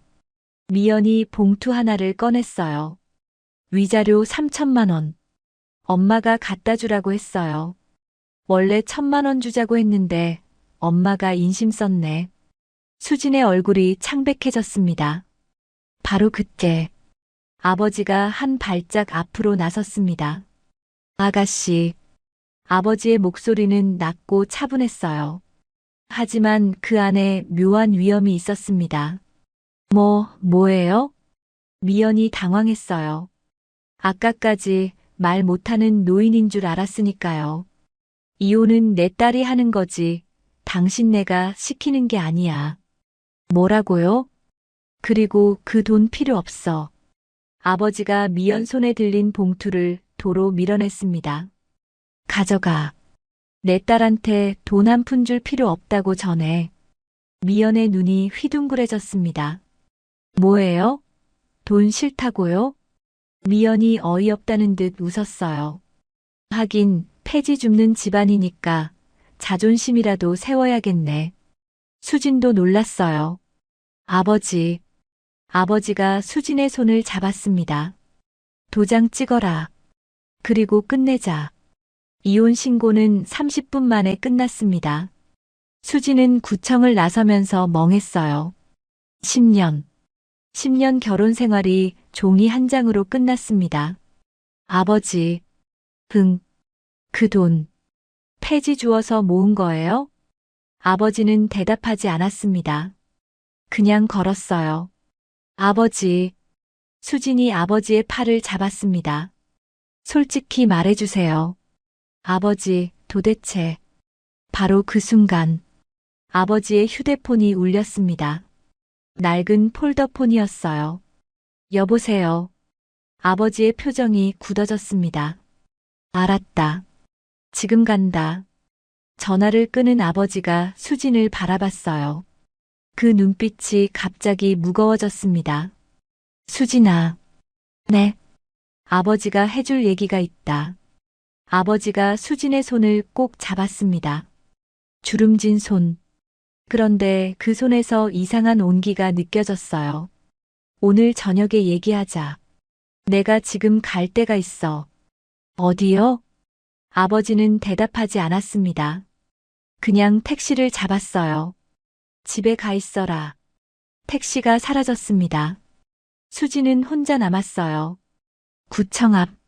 손에는 이혼 확인서가 들려 있었습니다. 10년 전 그녀는 이 손에 청첩장을 들고 있었어요. 지금은 이혼 확인서. 바람이 불었습니다. 서류가 펄럭였어요. 그날 저녁. 수진은 아버지의 반지하 원룸에서 기다렸습니다. 해가 지고 어둠이 내렸어요. 8시, 9시, 10시. 아버지는 오지 않았습니다. 11시. 문이 열렸어요. 아버지. 수진이 뛰어갔습니다. 그런데 아버지의 얼굴이 창백했어요. 입술이 파랗게 질려 있었습니다. 아버지, 왜 그래요? 어디 아파요? 아버지가 비틀거렸어요. 수진이 부축했습니다. 병원. 갔다 왔다. 병원이요? 왜요? 아버지가 수진을 바라봤습니다. 그 눈에 눈물이 고여 있었어요. 폐지 줍는 아버지. 10년 동안 강인했던 아버지. 그 아버지의 눈에 눈물이. 수진아. 내 아버지. 내가 미안하다. 아버지가 품에서 서류 봉투를 꺼냈습니다. 병원 검사 결과지였어요. 수진의 손이 떨렸습니다. 봉투를 열었어요. 수진의 손이 멈췄습니다. 췌장암, 사기, 간호사로 10년을 일하면서 수없이 봐왔어요. 그 진단명 아래에서 사람이 어떻게 되는지 서류가 바닥으로 떨어졌습니다. 아버지, 이게 언제부터였어요? 아버지는 대답하지 않았어요. 그냥 딸의 손을 꼭 잡았습니다. 그 손이 너무 따뜻했어요. 그래서 더 무너졌습니다. 여러분, 10년 동안 무시당한 딸, 이혼당한 그날, 아버지의 시한부 선고. 이게 끝일까요? 아닙니다. 아버지에게는 아직 딸에게 하지 못한 이야기가 있었습니다. 그 이야기가 수진의 인생을 완전히 뒤바꿔 놓습니다. 과연 아버지의 비밀은 무엇일까요? 그날 밤, 수진은 한숨도 자지 못했습니다. 아버지는 좁은 침대에 누워 있었어요. 숨소리가 거칠었습니다. 수진은 아버지 곁에 앉아 손을 잡고 있었어요. 주름진 손, 굳은 살 박힌 손, 이제는 차가워진 손, 췌장암 사기, 평균 생존 기간 6개월, 수술도 어렵고 항암도 효과가 적은 암. 의사들이 침묵의 암이라고 부르는 이유가 있었어요. 아버지, 수진의 눈에서 눈물이 흘렀습니다. 왜 진작 말 안 하셨어요? 왜? 아버지가 눈을 떴어요. 수진아, 네, 아버지. 내가 할 말이 있다. 아버지가 천천히 몸을 일으켰습니다. 수진이 부축했어요. 무리하지 마세요. 내일 얘기해도. 아니다. 오늘 해야 해. 아버지의 목소리가 단호했습니다. 아버지가 낡은 옷장을 열었습니다. 그 안에서 서류 봉투 하나를 꺼냈어요. 이게 뭐예요? 열어봐라. 수진이 봉투를 열었습니다. 서류가 한 뭉텅이 들어 있었어요. 부동산 등기부등본. 1장, 2장, 3장. 수진의 손이 멈췄습니다. 아버지, 이게. 다 봐라. 수진이 서류를 넘겼어요. 강남구 역삼동 빌딩, 서초구 서초동 빌딩, 송파구 잠실동 상가, 마포구 합정동 건물. 1장, 2장, 3장, 12장. 아버지, 수진의 목소리가 떨렸습니다. 이게 다 뭐예요? 아버지가 조용히 대답했어요. 내 거다. 네. 다 내 건물이야. 수진의 머릿속이 하얘졌습니다. 아버지가 철물점 할 때 말이다. 아버지가 천천히 말했어요. 그때 번 돈으로 작은 상가 하나 샀어. 1980년대였지. 수진은 멍하니 듣고 있었습니다. 그게 재개발되면서 값이 올랐어. 그 돈으로 또 샀고 또 올랐고. 아버지가 서류를 가리켰어요. 30년 동안 그렇게 모았다. 부동산이 오를 때마다 조금씩. 그런데 왜? 수진이 물었습니다. 왜 폐지를 주우셨어요? 왜 반지하에서 사셨어요? 아버지가 수진을 바라봤어요. 그 눈에 깊은 슬픔이 있었습니다. 사위 때문이다. 태호 씨요? 그래, 그 자식. 아버지의 목소리가 낮아졌어요. 내가 결혼할 때 그 자식 뒷조사를 했어. 뒷조사요? 사업한다는 게 어떤 건지 알잖아. 사람 보는 눈이 생겨. 아버지가 한숨을 쉬었습니다. 그 자식, 눈이 더러웠어. 내 재산이 얼마냐고 슬쩍 떠볼 때 눈빛이 달라지더라고. 수진의 가슴이 철렁 내려앉았어요. 그래서 결정했다. 뭘요? 내 재산을 숨기기로. 아버지가 말을 이었어요. 만약 그 자식이 내 재산을 알았다면 내가 평생 이용당했을 거야. 그래서 일부러 철물점 접고 폐지를 주었어. 반지하로 이사했고. 수진의 눈에서 눈물이 쏟아졌습니다. 아버지, 10년 동안 지켜봤다. 그 자식이 변하나. 아버지의 목소리가 떨렸어요. 변하지 않더라. 오히려 더 썩어갔어. 아버지가 수진의 손을 잡았습니다. 수진아, 내가 10년 동안 왜 참았는지 아냐? 내가 그 집을 떠나길 기다렸어, 내 스스로. 아버지의 눈에 눈물이 고였어요. 근데 넌 안 떠나더라. 바보같이 참기만 하고. 아버지, 내가 나서면 내가 더 힘들어질까봐. 그래서 기다렸어. 수지는 아무 말도 할 수 없었습니다. 그저 울기만 했어요. 근데 이제 시간이 없어. 아버지가 서류 봉투 하나를 더 꺼냈습니다. 내가 떠나기 전에 내 자리를 찾아주고 싶었다. 아버지가 서류를 펼쳤어요. 이건 공증받은 유언장이다. 수진이 서류를 읽었습니다. 본인 박종구는 사후 모든 재산을 딸 박수진에게 상속한다. 공증인 직인이 찍혀 있었어요. 날짜는 일주일 전이었습니다. 아버지, 이거 내 전 재산이다. 건물 12채. 시가로 한 800억쯤 될 거야. 수진의 머릿속이 멈췄습니다. 800억. 그리고 이거 봐라. 아버지가 다른 서류를 가리켰어요. 역삼동 빌딩 7층짜리. 네. 여기 5층에 뭐가 있는지 알아? 수진이 서류를 봤습니다. 임차인 목록. 5층. 강앤박 파트너스. 수진의 손이 멈췄어요. 강앤박. 강태호의 강. 그리고 박수진의 박. 이거 태호 씨 회사잖아요. 수진의 목소리가 떨렸습니다. 그래. 아버지가 희미하게 웃었습니다. 내 전남편 회사가 내 건물에 새들어 있어. 수진은 서류를 다시 봤습니다. 임대차 계약서. 임대인 박종구. 임차인 강앤박 파트너스. 월세 3,500만 원.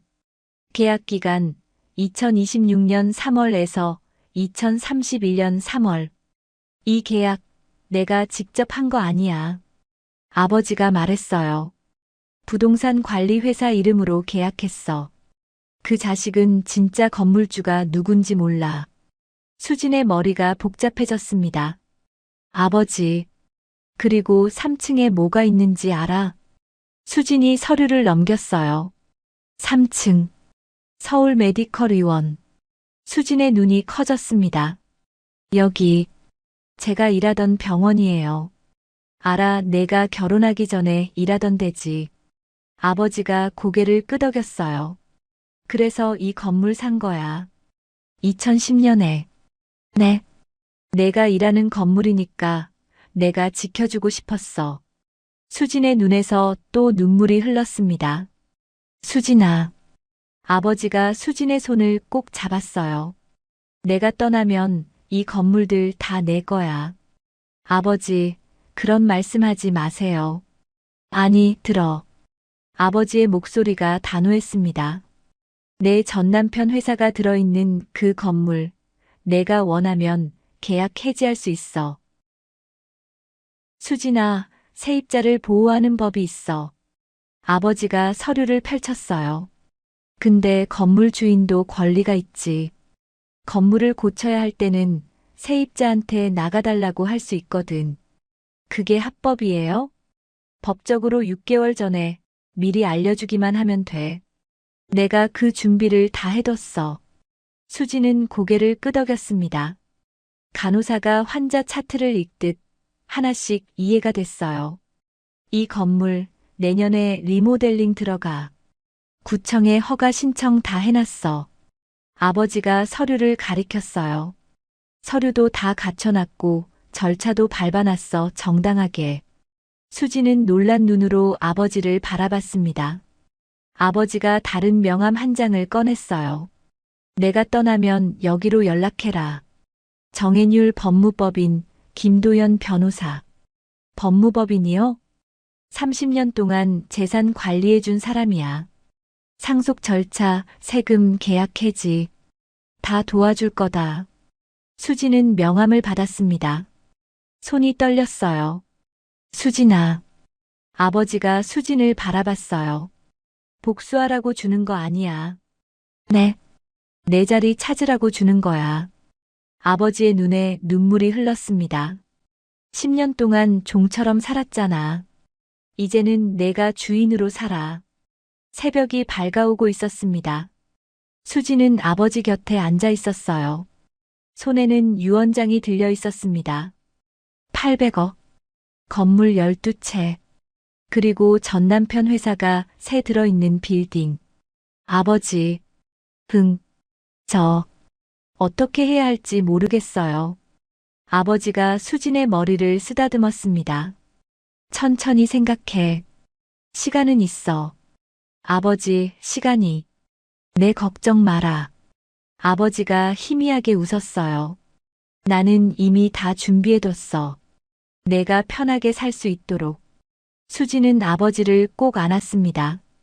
주름진 얼굴, 마른 어깨. 10년 동안 폐지를 주우며 딸을 지켜본 아버지. 아버지, 사랑해요. 나도. 아버지의 목소리가 떨렸어요. 나도 사랑한다. 내 딸. 여러분. 폐지 줍는 아버지. 그 정체는 강남 건물 12채를 가진 건물주였습니다.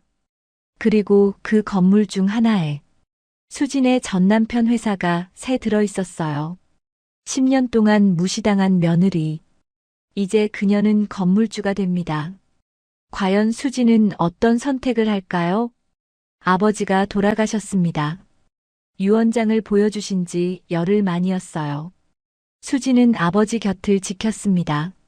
마지막 순간까지. 수진아. 아버지의 마지막 말이었어요. 당당하게 살아라. 내 자리에서. 그리고 아버지는 눈을 감으셨습니다.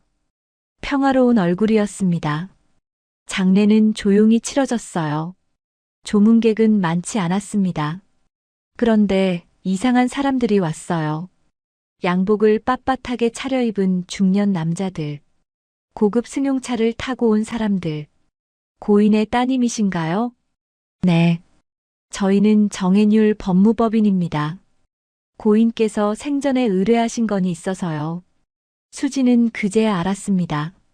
아버지가 얼마나 큰 분이셨는지. 장례가 끝난 후 수지는 정혜율 법무법인을 찾아갔습니다. 강남 한복판의 고층 빌딩. 그 건물 20층 전체가 법무법인이었어요. 박수진 님이시죠? 기다리고 있었습니다. 김도현 변호사. 50대 중반의 단정한 남자였어요. 아버님께서 30년 넘게 저희와 함께 하셨습니다.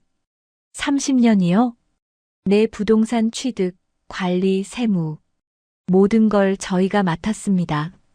김 변호사가 서류 뭉치를 내밀었어요. 이게 상속 재산 목록입니다. 수진이 서류를 펼쳤습니다. 건물 12채, 토지 3필지, 예금 47억, 총 자산 추정가 843억 원. 수진의 손이 떨렸어요. 이게 다 제 거라고요? 내 유언장에 따라 전액 상속입니다. 상속세는 저희가 이미 계산해뒀고요. 김 변호사가 다른 서류를 꺼냈어요. 그리고 아버님께서 특별히 당부하신 게 있습니다. 뭔가요? 역삼동 빌딩 건입니다. 김 변호사가 서류를 펼쳤어요. 이 건물 5층에 강앤박 파트너스라는 회사가 입주해 있습니다. 수진의 표정이 굳어졌어요. 알아요. 제 전 남편 회사예요. 네, 아버님께서 말씀하셨습니다. 김 변호사가 수진을 바라봤어요. 이 회사와의 계약건은 따님께서 직접 결정하시라고요. 강제로 내보내실 수도 있고 그냥 두실 수도 있습니다. 선택은 따님 몫입니다. 수지는 잠시 생각했어요. 계약 해지 가능한 거죠? 네. 아버님께서 리모델링 허가까지 다 받아두셨습니다. 건물 구조 변경을 사유로 명도 요청이 가능합니다. 절차가 어떻게 되나요? 6개월 전 서면 통보하시면 됩니다. 저희가 모든 서류 준비해 드리겠습니다. 수지는 창밖을 바라봤어요. 강남의 빌딩 숲이 보였습니다. 변호사님. 네. 그 통보서 제가 직접 전달해도 되나요? 김 변호사가 고개를 끄덕였어요. 물론입니다. 그것도 따님의 선택이니까요. 일주일 후, 수지는 거울 앞에 섰습니다. 10년 만에 정장을 입었어요. 결혼 전에 입던 옷이었습니다. 간호사 시절 학회에 갈 때 입었던 검은 투피스. 사이즈가 맞았어요. 10년 동안 시댁에서 밥을 굶다시피 했으니까요. 수지는 서류 가방을 들었습니다. 그 안에는 임대차 계약 해지 통보서가 들어있었어요. 역삼동 빌딩. 아버지의 빌딩. 아니, 이제는 수진의 빌딩. 5층. 강앤박 파트너스. 문을 열고 들어갔습니다. 어서 오세요. 무슨 일로? 리셉션 직원이 수진을 올려다봤어요. 그러다 표정이 굳어졌습니다. 어머. 그 직원. 신우이 강미연이었어요. 언니. 미연이 벌떡 일어났습니다. 여기 어떻게 온 거예요? 여긴 오빠 회사인데. 수지는 대답하지 않았어요. 그냥 주위를 둘러봤습니다. 넓은 사무실. 직원 20명 정도. 꽤 잘 나가는 회사 같았어요. 야, 박수진. 대답 안 해? 미연이 소리쳤어요. 위자료 돌려준다고 끝난 줄 알아? 염치도 없이 여길 왜 와? 바로 그때 문이 열렸습니다. 뭐야, 무슨 소리. 강태호. 전 남편이 나왔어요. 그리고 그 옆에 젊은 여자가 서 있었습니다. 오빠. 저 여자가 갑자기. 미연이 말했어요. 태호가 수진을 봤습니다. 표정이 굳어졌어요. 수진이? 너 여기 왜? 오랜만이에요. 수진이 조용히 말했습니다. 사장실에서 얘기할까요? 중요한 건이 있어서요. 태호의 눈이 흔들렸어요. 옆에 있던 젊은 여자가 태호의 팔을 잡았습니다. 오빠, 이 여자 누구야? 아, 그게 전 부인이에요. 수진이 대답했어요. 10년 살다가 버림받은 사장실. 태호가 소파에 앉았습니다. 수진은 맞은편에 앉았어요. 대체 무슨 일이야? 돈 더 달라고? 태호가 비아냥거렸어요. 그 폐지 줍는 영감이 갑자기 3천 던지던데 어디서 구한 거야? 대출? 수지는 대답하지 않았습니다. 그냥 서류 가방을 열었어요. 이거 보세요. 수진이 서류를 테이블 위에 올려놓았습니다. 임대차 계약 해지 통보서. 태호가 서류를 집어들었어요. 뭐야 이게? 읽기 시작했습니다. 임대인 박수진. 임차인 강앤박 파트너스. 상기 임차인에게 건물 리모델링에 따른 임대차 계약 해지를 통보합니다. 명도 기한 통보일로부터 6개월. 태호의 얼굴이 하얘졌어요. 이게 무슨... 당신 회사가 들어선 그 건물 주인이 누구인지 아세요? 수진이 조용히 말했습니다. 태호가 수진을 바라봤어요. 눈이 떨리고 있었습니다. 임대차 계약서 맨 위에 적힌 임대인의 이름. 박수진이에요. 수진이 서류를 테이블 위에 조용히 내려놓았습니다. 당신이 버린 그 여자. 여러분, 폐지 줍는 아버지의 딸. 10년 동안 종처럼 살았던 며느리. 이제 그녀는 건물주가 되어 돌아왔습니다. 전 남편 회사 앞에서 당당하게. 과연 태호는 어떻게 반응할까요? 그리고 시어머니 오정숙은? 사장실이 얼어붙었습니다. 태호는 서류를 들고 멍하니 앉아 있었어요. 손이 떨리고 있었습니다. 이게 말이 돼? 태호가 서류를 다시 봤어요. 임대인 박수진. 임차인 강앤박 파트너스. 명도 기한 6개월. 내 이름이 왜 여기? 제가 이 건물 주인이니까요. 수진이 조용히 대답했습니다. 뭐, 내가, 말도 안 돼. 태호가 벌떡 일어났어요. 이 건물 주인은 박종구라는 사람이야. 부동산 관리 회사에서 그렇게 말했다고. 맞아요, 박종구. 수진이 고개를 끄덕였어요. 우리 아버지 성함이에요. 태호의 눈이 휘둥그레졌습니다. 뭐, 폐지 줍던 그 영감 당신이 그렇게 불렀죠? 수진의 목소리는 차분했어요. 그분이 이 건물 주인이었어요. 그리고 돌아가시면서 저한테 물려주셨고요. 거짓말. 태호가 소리쳤어요. 그 폐지 줍는 영감이 이 건물 주인이라고 말이 되는 소리를 해. 믿든 말든 상관없어요. 수진이 서류를 가리켰어요. 여기 등기부등본 있어요. 확인해 보세요. 태호가 서류를 낚아챘습니다. 읽기 시작했어요.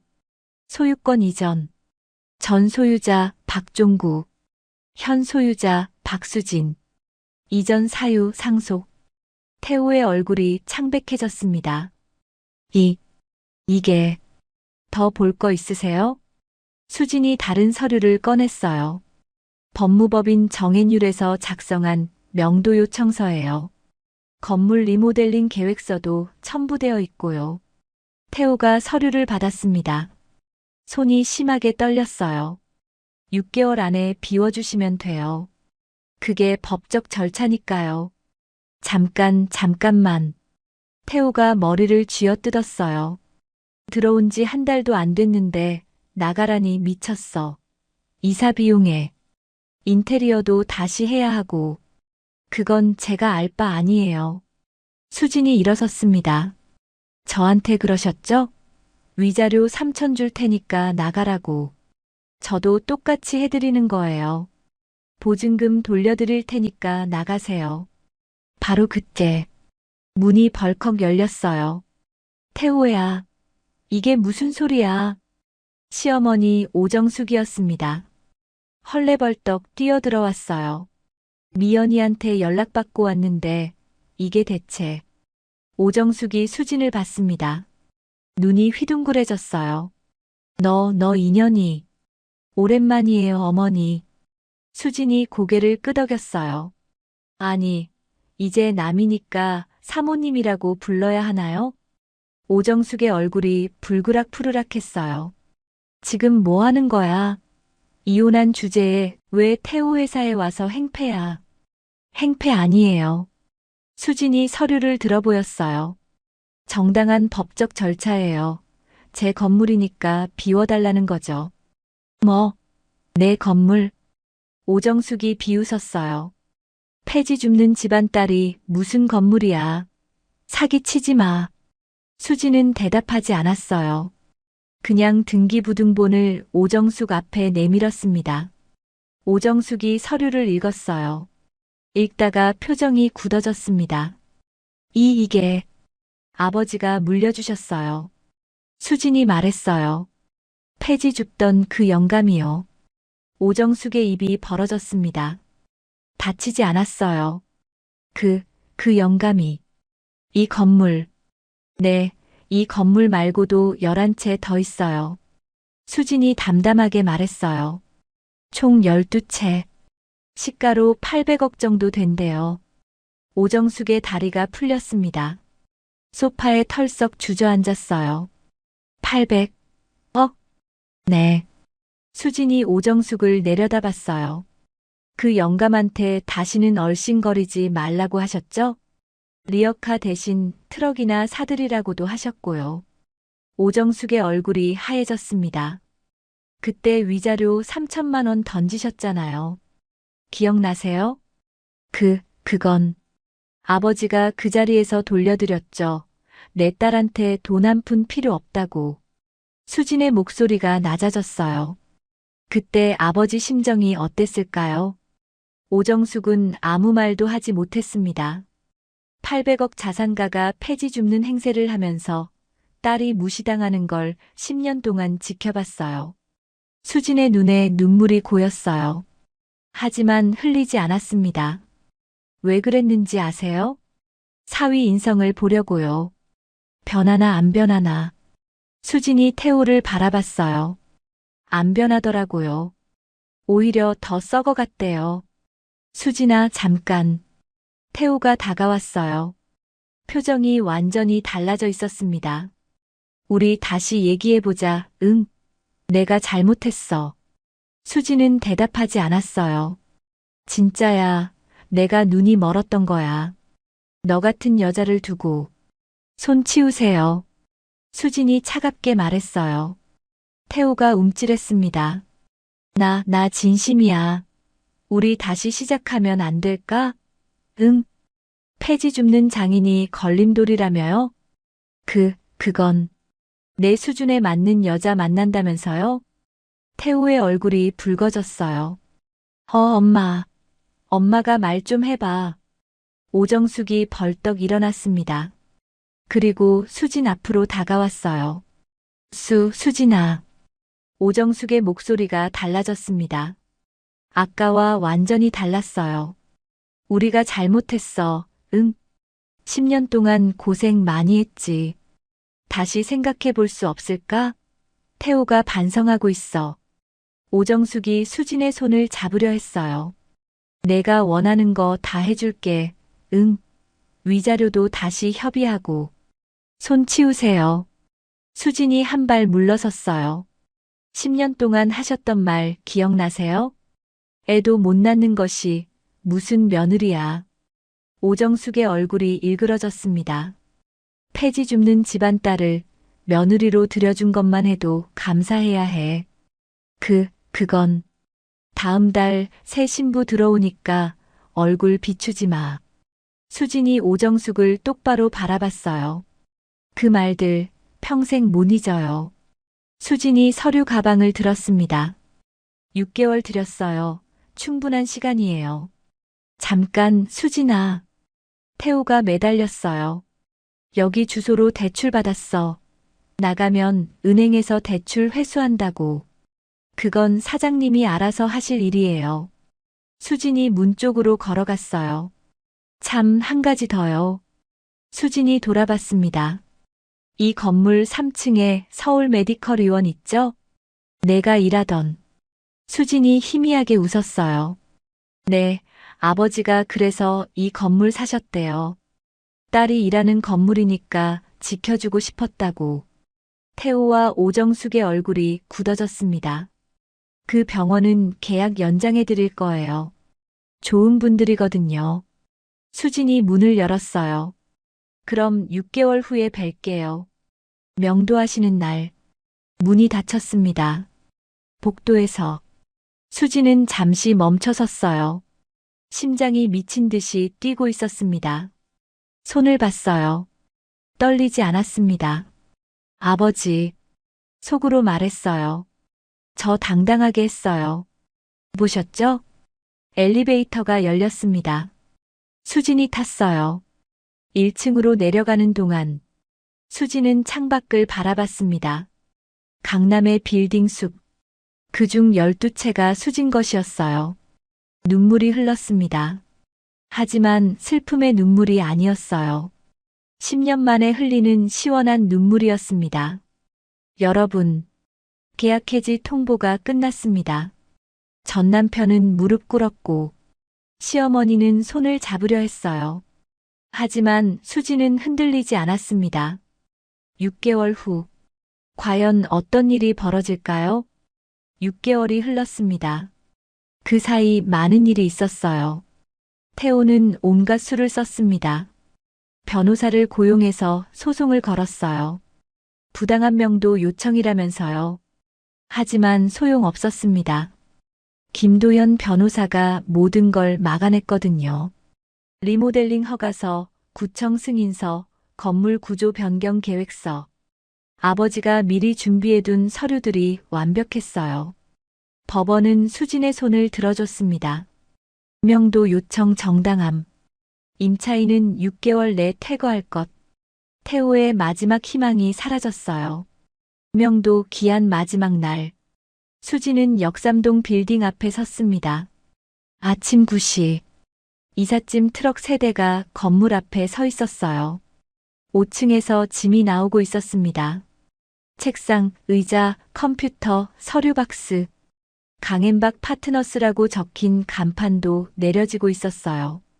수진은 조용히 지켜봤습니다. 바로 그때, 언니, 뒤에서 목소리가 들렸어요. 돌아보니 신우이 강미연이었습니다. 미연의 얼굴이 엉망이었어요. 화장이 번져 있었고 눈이 퉁퉁 부어 있었습니다. 제발요, 언니. 미연이 수진 앞에 섰어요. 한 번만 봐주세요. 오빠가 잘못했어요. 엄마도 잘못했고, 저도 잘못했어요. 그때 구청에서 함부로 말한 거 진짜 미안해요. 미연의 눈에서 눈물이 흘렀습니다. 치매 어쩌고 한 거, 폐지 리어카 어쩌고 한 거, 다 사과할게요. 수지는 미연을 바라봤어요. 6개월 전 구청에서 비아냥거리던 그 얼굴. 하여튼 없는 것들은 티를 내요. 장기라도 파셨어요? 그렇게 말하던 사람이 지금 울고 있었습니다. 사과는 받을게요. 수진이 말했어요. 미연의 눈이 반짝였습니다. 그럼, 하지만 결정은 바뀌지 않아요. 미연의 얼굴이 다시 일그러졌어요. 언니, 제발. 미연 씨. 수진이 조용히 말했습니다. 저도 10년 동안 빌었어요. 시어머니한테, 남편한테. 그때 누가 봐줬나요? 미연은 대답하지 못했습니다. 고생하세요. 수진이 돌아섰어요. 건물 안으로 들어갔습니다. 엘리베이터를 타고 5층으로 올라갔어요. 문이 열렸습니다. 텅 빈 사무실이었어요. 6개월 전까지 직원 20명이 북적거리던 곳. 이제는 아무것도 없었습니다. 창가에 2사람이 서 있었어요. 태호, 그리고 오정숙. 수진이 들어오자 둘이 돌아봤습니다. 태호의 얼굴이 초췌했어요. 양복은 구겨져 있었고 수염이 덥수룩했습니다. 오정숙은 더 심했어요. 6개월 사이에 10년은 늙어 보였습니다. 왔어? 태호가 힘없이 말했어요. 마지막으로 보러 온 거야? 수지는 대답하지 않았습니다. 그냥 사무실을 둘러봤어요. 10년 동안 뭐 했어요? 제가 새벽 5시에 일어나서 밥 차리고 시부모님 병수발하는 동안. 태호가 고개를 숙였어요. 당신은 뭐 했어요? 골프 치고 다른 여자 만났죠? 그러고는 회사 이름에 제 성까지 넣었네요. 강앤박. 태호는 아무 말도 하지 못했습니다. 오정숙이 한 발짝 다가왔어요. 수진아. 네. 내가 잘못했어. 오정숙의 목소리가 떨렸습니다. 10년 동안 너무했어. 알아. 용서해달라는 거 아니야. 그냥 미안하다고. 오정숙이 고개를 숙였어요. 수지는 오정숙을 바라봤습니다. 10년 전 결혼식 날 저 영감이 내 사돈이라니. 첫날부터 그랬어요. 며느리가 병원에서 뭐라고 다녀. 꼴 보기 싫어. 애도 못 낳는 것이 무슨 며느리야. 폐지 줍는 집안 딸을 들여준 것만 해도 감사해야 해. 10년 동안 매일 어머니. 수진이 말했어요. 오정숙이 고개를 들었습니다. 무릎 꿇으세요. 뭐? 10년 동안 제가 꿇었잖아요. 명절마다 아침마다. 오정숙의 얼굴이 하얘졌어요. 한 번만 꿇어보세요. 어떤 기분인지. 수진아. 그럼 용서해드릴게요.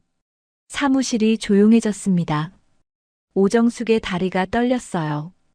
입술이 파르르 떨렸습니다. 태호가 끼어들었어요. 야, 수진아.